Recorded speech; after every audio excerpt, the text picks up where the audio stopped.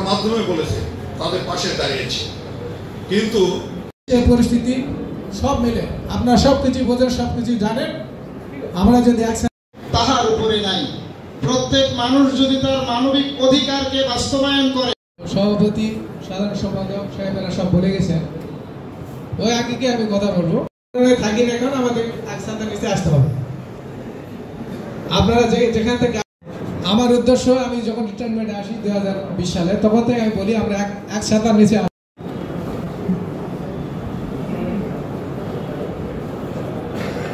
সংক্ষিপ্ত আকারে, অত্যন্ত সংক্ষিপ্ত আকারে কিছু বলার জন্য সবিনয় অনুরোধ করছি।